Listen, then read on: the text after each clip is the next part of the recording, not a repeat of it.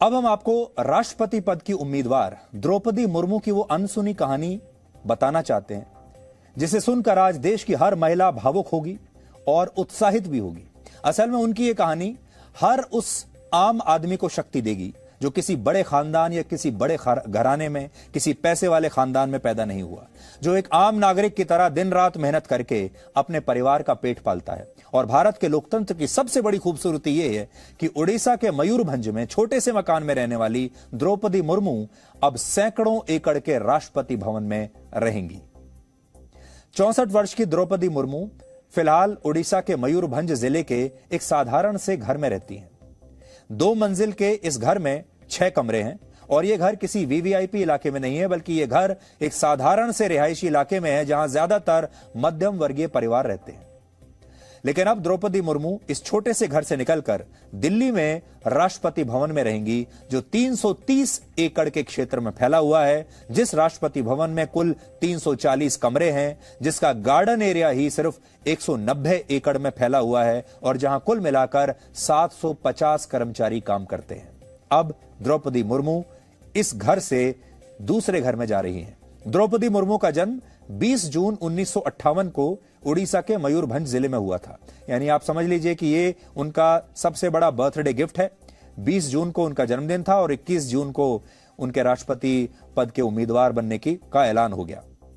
दिलचस्प बात यह है कि अगर वो राष्ट्रपति का चुनाव जीत जाती हैं तो वो देश की पहली ऐसी राष्ट्रपति बन जाएंगी जिनका जन्म आजादी के बाद हुआ है, यानी जिनकी जो उम्र है वो आजाद भारत से कम है। इससे पहले नरेंद्र मोदी वर्ष 2014 में देश के पहले ऐसे प्रधानमंत्री बने थे जिनका जन्म आजादी के बाद हुआ था। यानी द्रौपदी मुर्मू के राष्ट्रपति बनने के बाद भारत के 2 सबसे बड़े संवैधानिक पदों पर ऐसे नेता बैठे होंगे जिनका जन्म आजाद भारत में हुआ है, और ये एक बहुत बड़ा परिवर्तन है।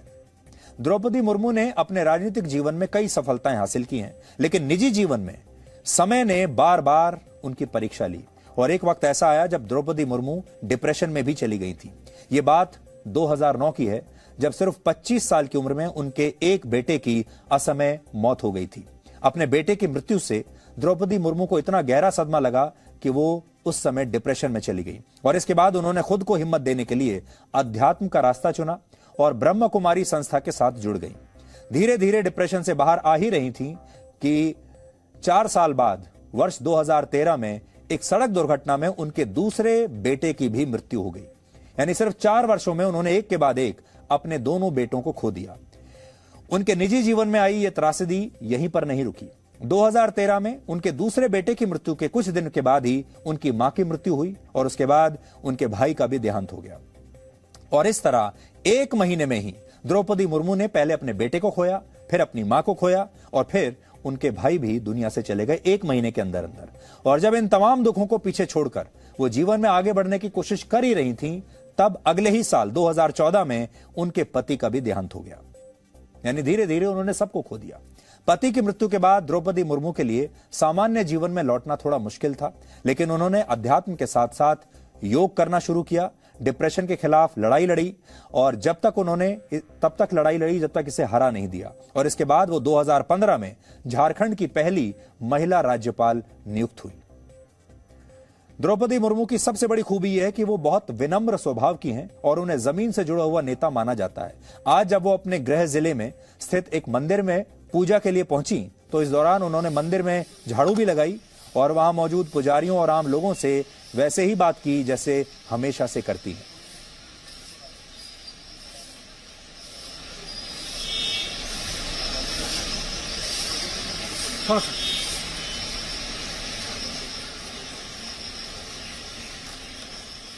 जिस तरह आज बहुत सारे लोग द्रौपदी मुर्मू के राष्ट्रपति के उम्मीदवार बनने पर हैरानी जता रहे हैं, ठीक इसी तरह की हैरानी लोगों ने तब भी जताई थी जब उनका राजनीति में प्रवेश हुआ था। असल में द्रौपदी मुर्मू ने कभी सपने में भी यह सोचा नहीं था कि वो राजनीति में आएंगी। वर्ष 1979 में उन्होंने भुवनेश्वर के रमा देवी महिला कॉलेज से ग्रेजुएशन की पढ़ाई पूरी की। इसके बाद उनके करियर की पहली नौकरी एक क्लर्क के तौर पर थी। द्रौपदी मुर्मू ने अपने करियर की शुरुआत उड़ीसा सरकार के सिंचाई विभाग में एक क्लर्क के तौर पर की थी। हालांकि इसके बाद उन्होंने नौकरी बदली और फिर वो एक कॉलेज में असिस्टेंट प्रोफेसर बनकर छात्रों को पढ़ाने लगी। यानी पहले क्लर्क रहीं, इसके बाद शिक्षक बन गईं और फिर उनके जीवन में एक बड़ा टर्निंग पॉइंट आया जब वर्ष 1997 में मयूरभंज से वार्ड परिषद बनी, यानी वार्ड पार्षद का चुनाव उन्होंने लड़ा और पार्षद बन भी गई। इसके बाद उन्होंने अपने राजनीतिक जीवन में कभी पीछे मुड़कर देखा नहीं। वो 2 बार उड़ीसा से विधायक बनी और 2000 से 2004 तक उड़ीसा की सरकार में राज्य मंत्री रही। फिर 2015 में उन्हें झारखंड की राज्यपाल के तौर पर उनकी नियुक्ति हुई और उस समय वो राष्ट्रपति भवन में रामनाथ कोविंद से मिलने आई थी। और शायद तब उन्होंने ये सोचा भी नहीं होगा कि जिस राष्ट्रपति भवन में वो बतौर राज्यपाल राष्ट्रपति से मिलने के लिए गई हैं, एक दिन उसी राष्ट्रपति भवन में उन्हें प्रवेश मिलेगा भारत के नए राष्ट्रपति के तौर पर। द्रौपदी मुर्मू को विनम्र स्वभाव के होने के साथ साथ एक कड़क नेता भी माना जाता है और वो अक्सर अपने फैसलों को लेकर अड़िग रहती हैं। 2017 में जब झारखंड में बीजेपी की सरकार थी और रघुबर दास मुख्यमंत्री थे, तब उन्होंने सीएनटी एक्ट और एसपीटी एक्ट में कुछ बदलाव किए थे। ये कानून आदिवासी समुदाय की जमीनों की सुरक्षा से जुड़े हुए थे, लेकिन तत्कालीन सरकार ने इनमें कुछ संशोधन किया और उन्हें उस समय विधानसभा से पास भी करवा लिया। लेकिन जब ये कानून द्रौपदी मुर्मू के पास मंजूरी के लिए पहुंचे, क्योंकि वो राज्यपाल थी, तो उन्होंने हस्ताक्षर करने से मना कर दिया और इन कानूनों को वापस लौटा दिया। उनका कहना था कि ये कानून आदिवासी समुदाय के हित में नहीं है। उस समय रघुबर दास दिल्ली आए, उन्होंने इन कानूनों को पास कराने के लिए बहुत दबाव भी बनाया, लेकिन द्रौपदी मुर्मू मानी नहीं, पीछे नहीं हटी। इसी तरह जब झारखंड की मौजूदा हेमंत सोरेन की सरकार ने 2019 में एक संशोधित कानून द्रौपदी मुर्मू के पास मंजूरी के लिए भेजा, तो उन्होंने उसे भी न्याय संगत नहीं माना और इस कानून को वापस लौटा दिया। मतलब यह है कि द्रौपदी मुर्मू एक ऐसी राज्यपाल थी जिन्होंने अपने विवेक से अपने फैसले लिए, दबाव में नहीं, किसी के दबाव में नहीं आई और ना ही सरकार की रबर स्टैंप वो कभी बनी। क्योंकि बहुत सारे लोग ये कह रहे हैं अभी भी कि वो एक रबर स्टैंप राष्ट्रपति बनेंगी, सरकार के कहने पर चलेंगी। लेकिन द्रौपदी मुर्मू पढ़ी लिखी हैं, सरकारी नौकरी कर चुकी हैं, शिक्षक रह चुकी हैं, विधायक रह चुकी हैं, मंत्री रह चुकी हैं, राज्यपाल रह चुकी हैं और वो जानती हैं कि क्या सही है और क्या गलत है।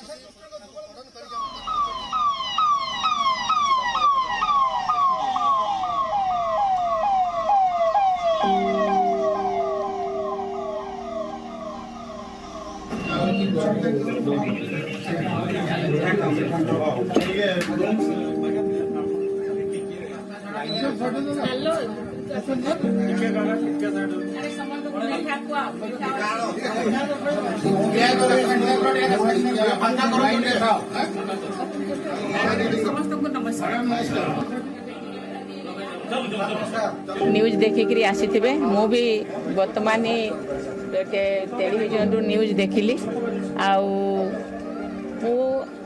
बर्तमान किसी कहवा को चाहे ना, परवर्ती समय आपण जहाँ भी बाइट देवी।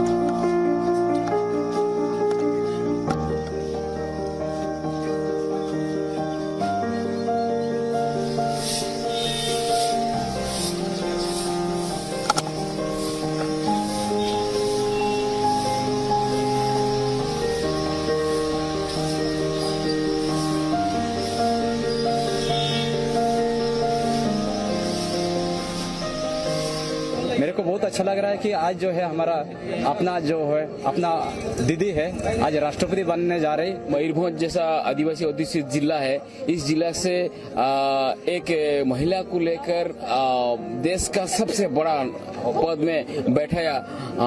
धन्यवाद दूंगा प्रधानमंत्री नरेंद्र मोदी जी को, एनडीए को।